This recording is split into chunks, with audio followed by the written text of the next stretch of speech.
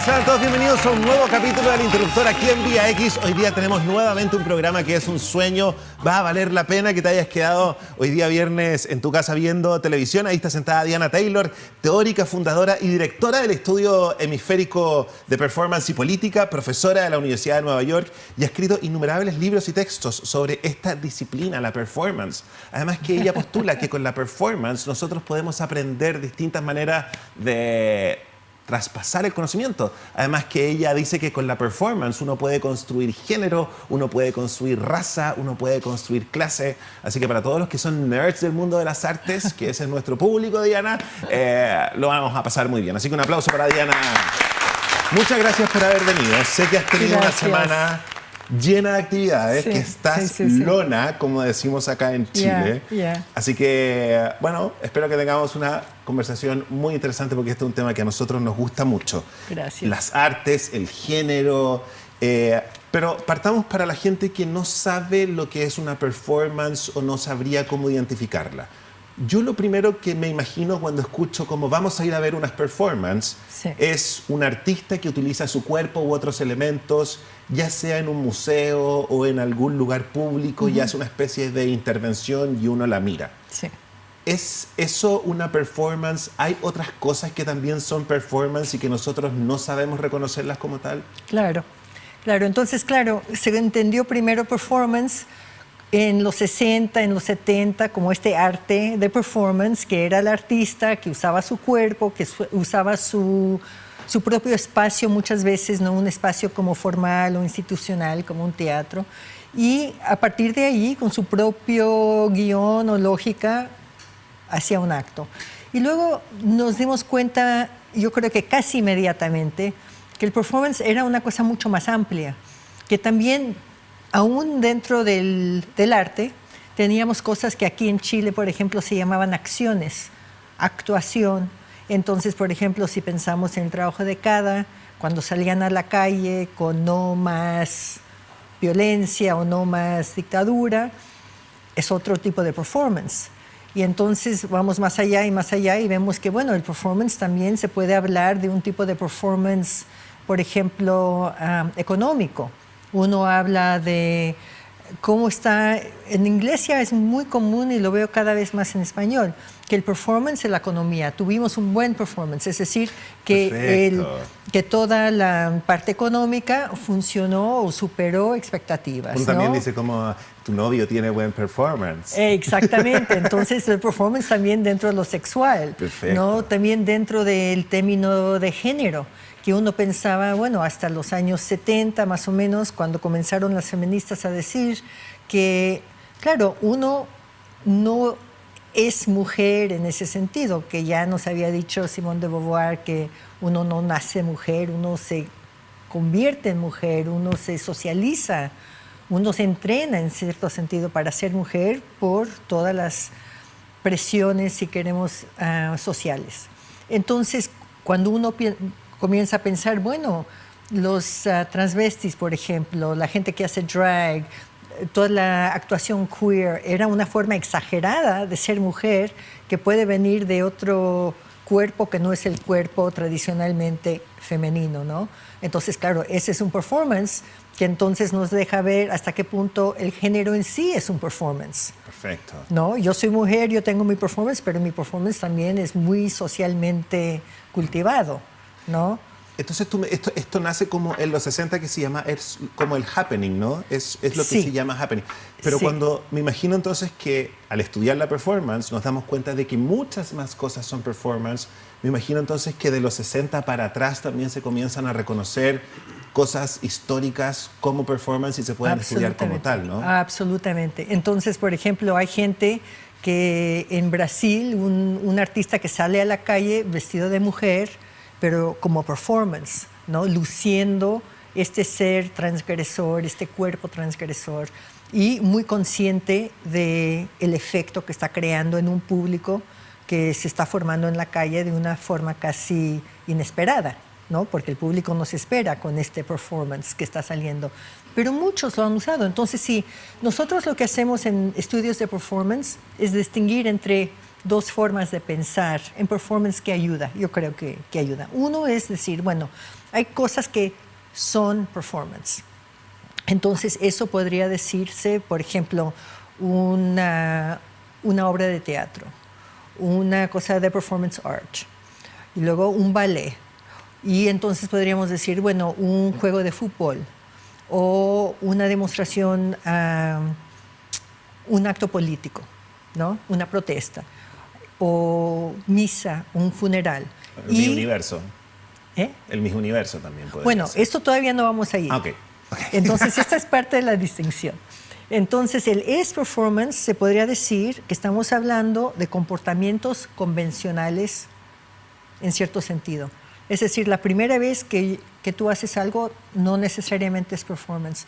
Pero si yo tuviera un vaso aquí ahorita y se me cae, pues ese no es un performance. Tal vez podríamos decir es un accidente. Pero si yo agarro el vaso y lo hago caer una y otra vez, entonces ustedes reconocen que yo estoy haciendo un performance. Porque lo que se ha construido allí en ese acto repetido es que está dentro de un marco. Este es un evento especial que no es parte de la vida cotidiana necesariamente y que tiene su propia lógica, su propio tiempo, su propia estructura. Entonces, si uno piensa, por ejemplo, en un juego de fútbol, bueno, tiene su marco, es un acto convencional, es decir, hay convenciones dentro de las cuales un juego de fútbol tiene su lógica. Hay un tiempo, ciertos números de jugadores, hay reglas, hay convenciones de cómo se juega eso. Lo mismo en una misa o en un funeral o en una clase, ¿no? Comenzamos a esta hora, terminamos a esta hora, la gente se sienta aquí, el profesor aquí, etcétera. Hay convenciones. Entonces, en esa forma formal se podría decir esto es un performance. Ok. Pero se puede pensar en cualquier cosa como un performance. Ok. Entonces, yo puedo pensar, por ejemplo, en las elecciones que están sucediendo ahora en los Estados Unidos, por ejemplo, como un performance. Como la convención republicana que Absolutamente. se terminó de transmitir anoche. Sí. El discurso de Melania, los hijos, Sí. cómo hablan. Sí, entonces eso es un performance. Pero las elecciones en sí, todo este periodo se puede pensar como un performance. Perfecto. Es como, por ejemplo, que uno puede escribir conscientemente una película con 3 actos. Sí. O una historia que ya existe, la puedo dividir en 3 actos y analizarla desde tal. Es Sí. como un poco eso, ¿no? Sí, o algo que no tiene un marco en sí. Entonces la convención republicana tiene un marco. Dura estos días, es en esta ciudad, etcétera. Pero si yo lo veo como un performance, como tú dijiste antes, el universo. Bueno, entonces, ¿cómo enmarcar eso? No, dije el Miss Universo. Ah, el Miss Universo, sí. Pero también el universo se podría pensar Perfecto. como Ok. performance si uno le puede poner el marco, que es lo que estamos mirando como performance. Perfecto, perfecto.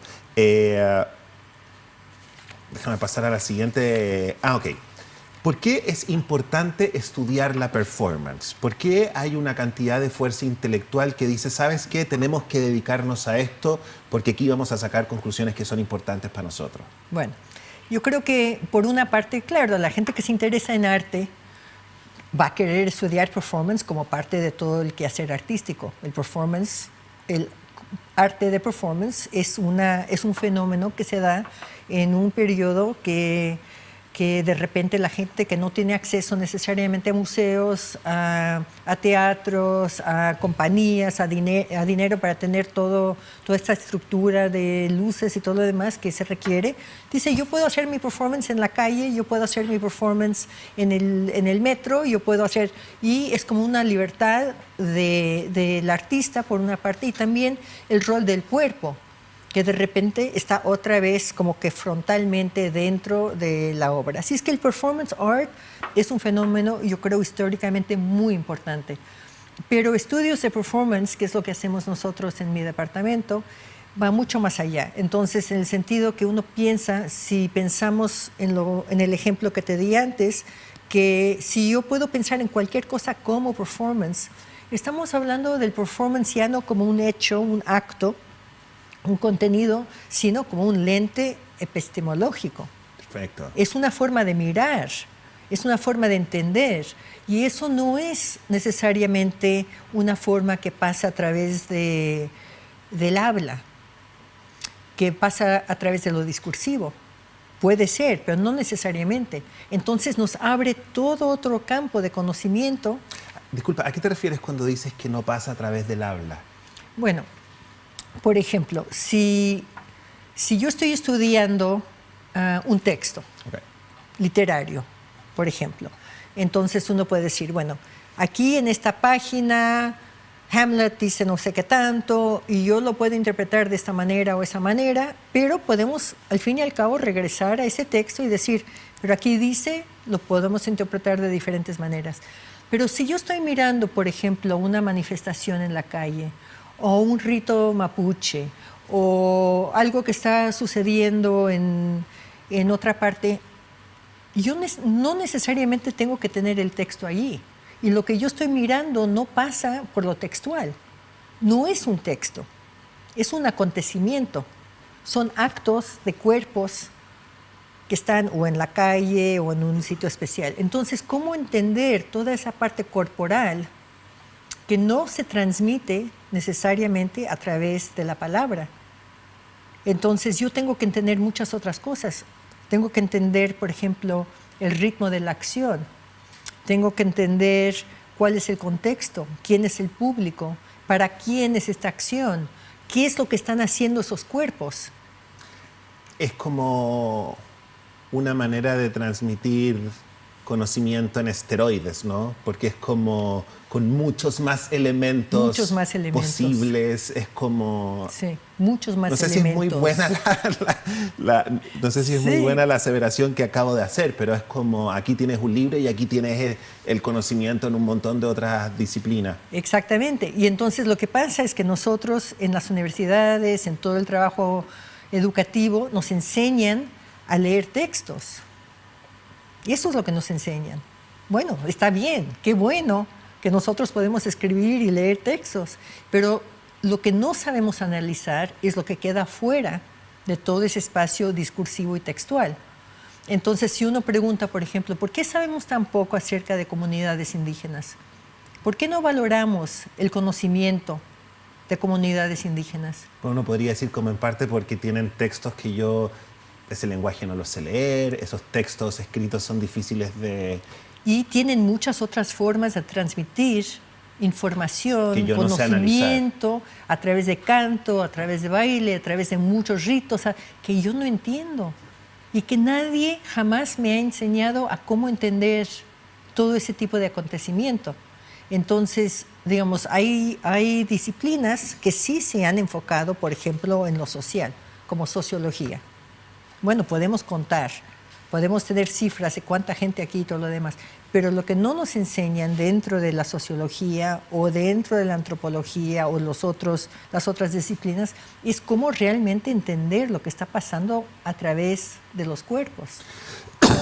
Diana, y en una época en que pareciera que el texto quedara obsoleto, ya que pareciera que es tan fácil grabar, editar, sí. Ya no necesitas una gran máquina, ya no necesitas mucho dinero. Tú vieras, Diana, las aplicaciones hoy en día, sí. Las maravillas que hacen fotografía. Sí.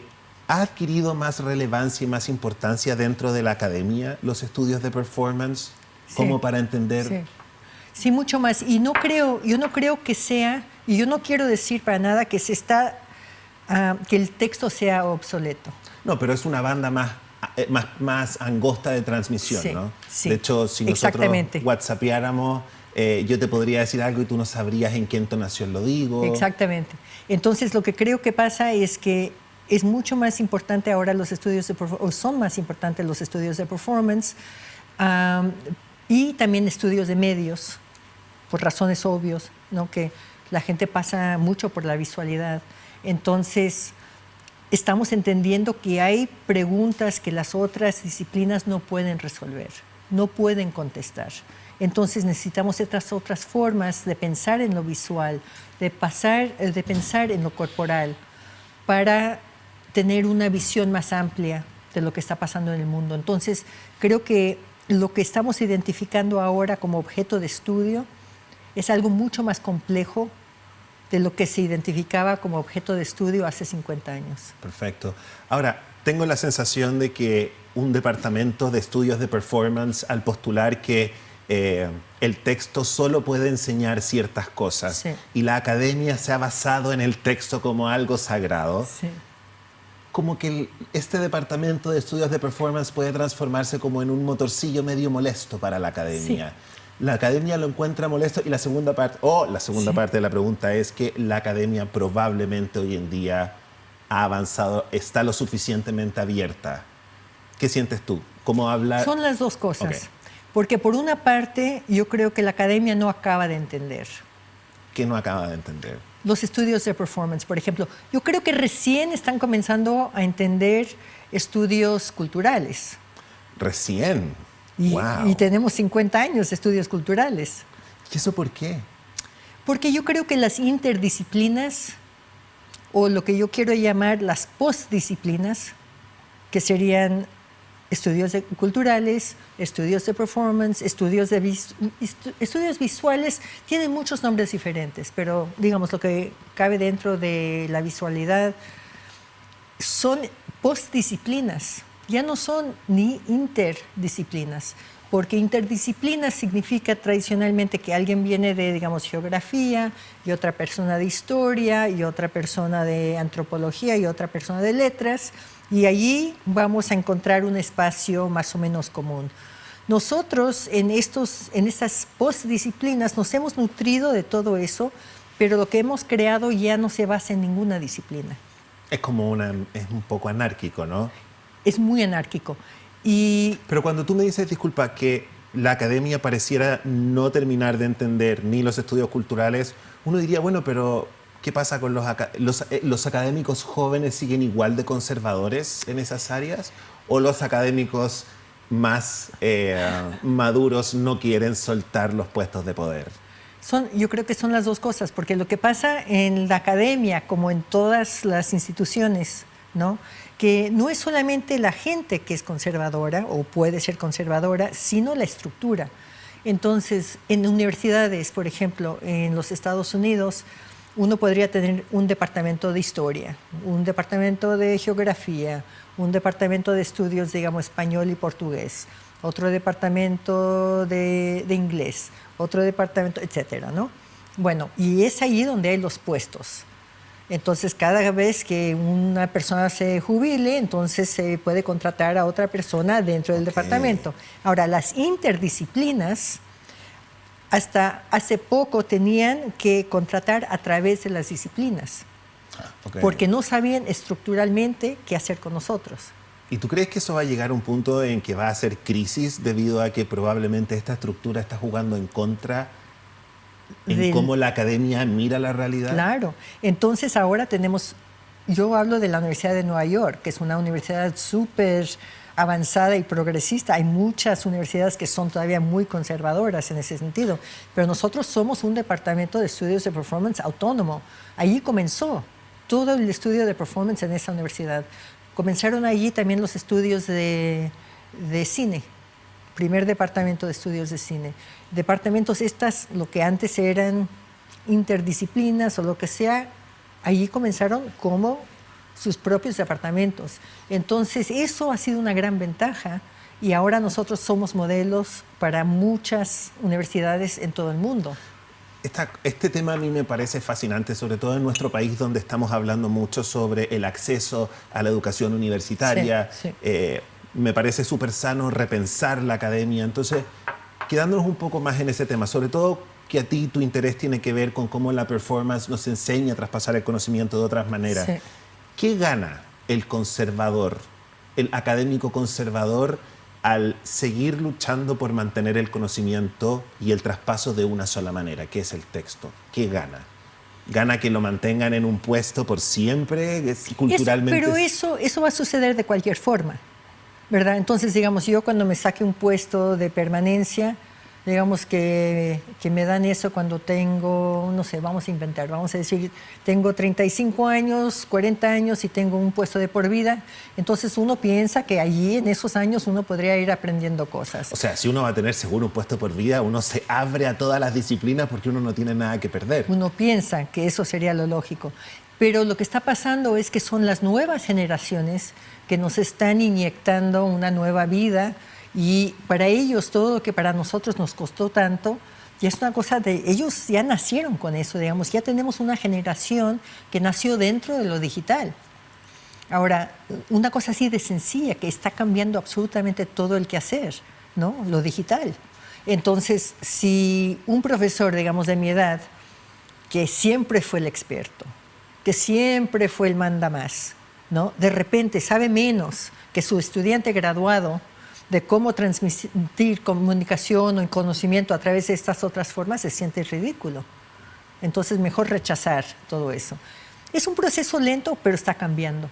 De que va a cambiar Perfecto. sin lugar a duda. Y estás como en el lugar indicado, ¿no? Es como que llevas años de haber estudiado Sí. performance y Sí. ahora viene como este nuevo cambio. Sí. Es como los ratones de biblioteca que de repente se pillaron con la internet y dicen como, puedo navegar acá muy tranquilo. Exacto. Diana, vamos a hacer una pausa comercial. Yo voy a Sí. invitar a la gente que invite a que comente el programa con el hashtag El Interruptor y vamos a hablar ahora después sobre cómo la performance ayuda a construir género, clase. Me interesaría que habláramos de la representación también en los medios. Así que esto está muy entretenido. Yo les dije que iba a valer la pena haberse quedado este viernes nerdeando en la casa. Volvemos enseguida aquí al Interruptor de Día X.